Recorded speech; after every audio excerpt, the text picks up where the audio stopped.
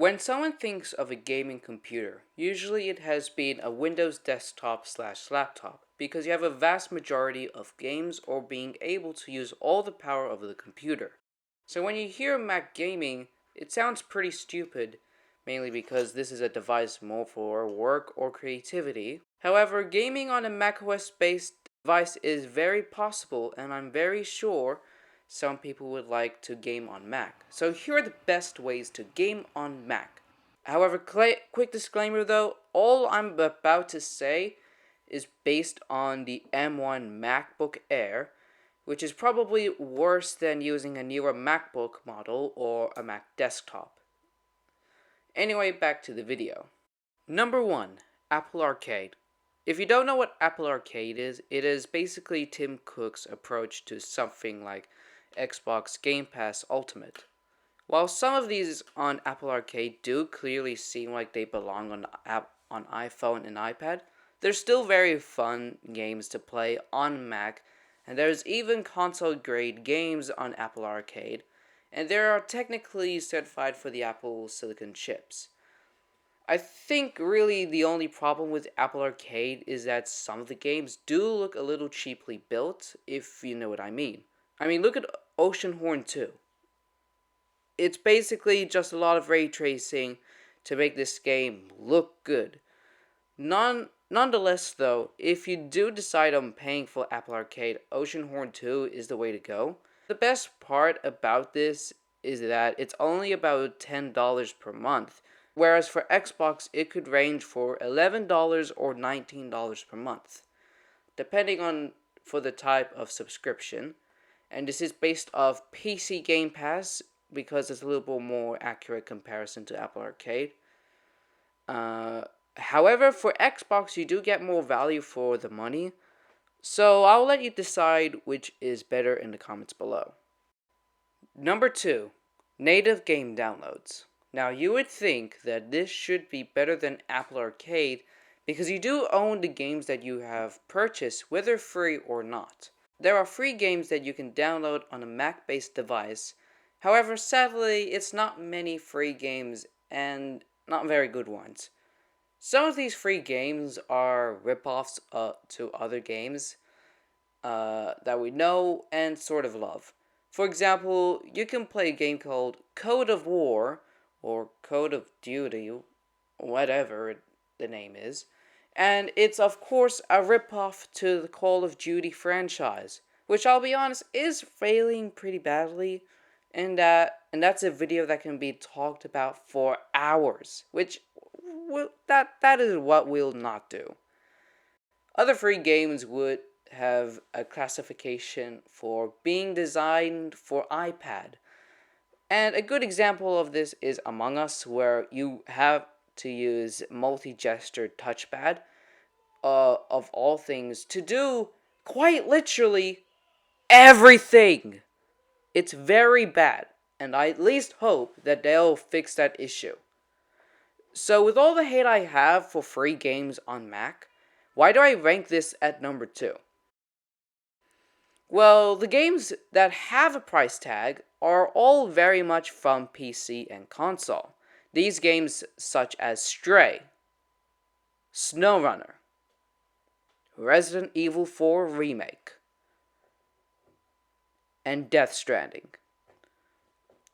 Death Stranding is said to be released on the 27th of January this year, so it is coming very soon.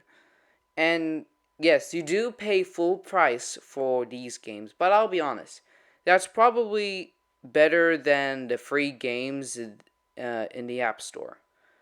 However, I haven't tested these games yet, but based on the footage, it should be a decent performance and graphics, although my MacBook would definitely overheat if playing those games for too long.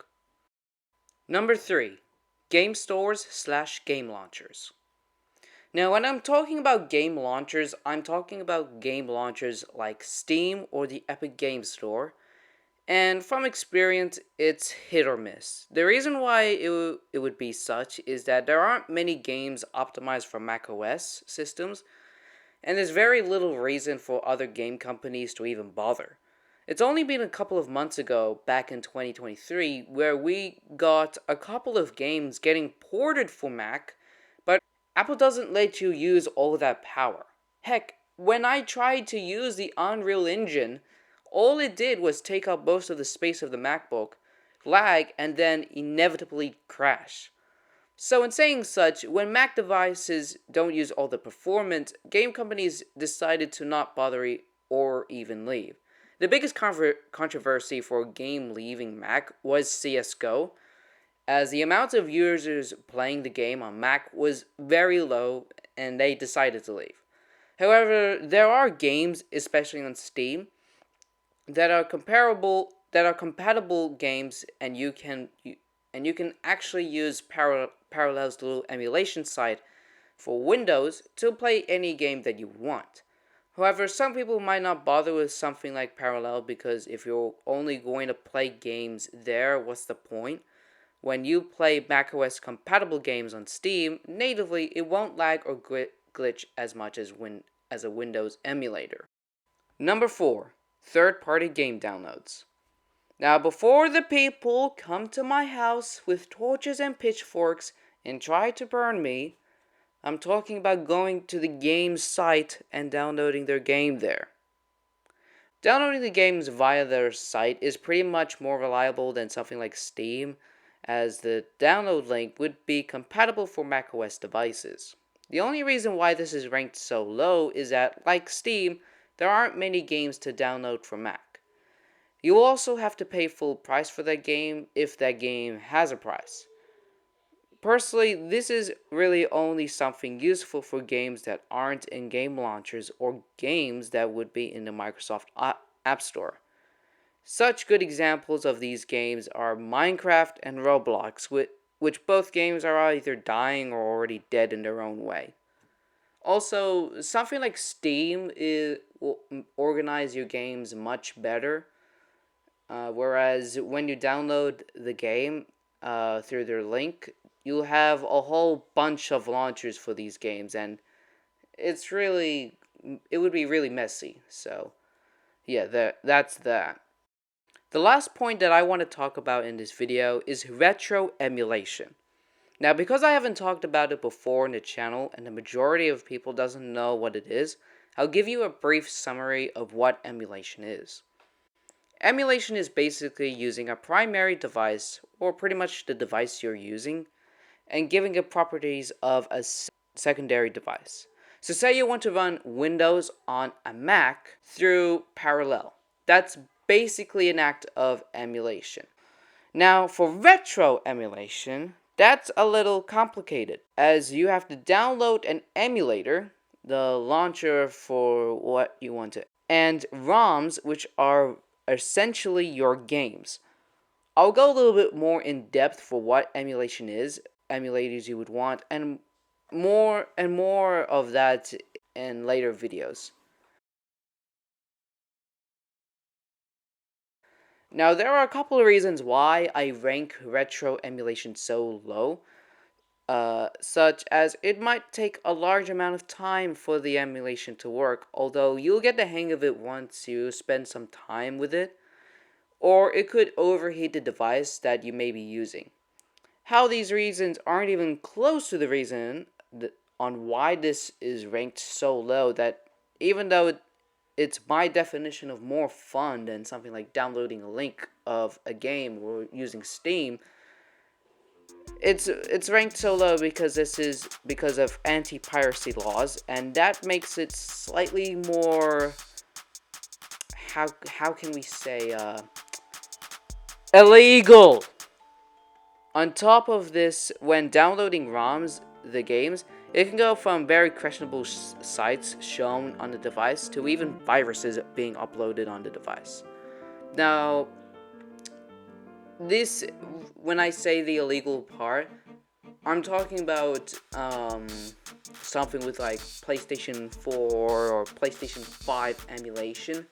That is where you really get into the illegal stuff. The PlayStation 3 and Xbox 360 and below, you can basically search your ROMs for them, and you won't get in trouble for it. So yeah. So if you know what you're doing for emulation and how to do this safely and legally, I mean, this could be a fun experience for you to try. This isn't even just for Mac. You can do this for Windows and even Android phones. If you want to know the basics for emulation, one channel that you should watch is Mr. Sujano, who goes in all depth for all things emulation, and even just searching for emulators for specific game consoles uh, on YouTube has some pretty reliable emulators to download. ROMs, again, because of anti-piracy, can't explain too much, because for later game consoles like PlayStation 3 emulation, downloading ROMs is a bad idea. I know you said it's legal to download ROMs for PlayStation 3, but like, you're more likely to get viruses. So yeah, it's a bad idea, and because these and also because these consoles and games are being sold to this day, um, it's still a little bit more legal. But I'll talk about a basis of emulation in a later video. So it's safe to say that gaming on Mac, while it is possible, it's not really a seamless experience or having much variety for such. Personally, I think that if you want a full PC gaming experience, just buy a Windows based device and play all the games you want. Or even buy Windows handhelds, and trust me, that is a video I want to make, because Windows handhelds has its own advantages and disadvantages. However, that's the end of this video.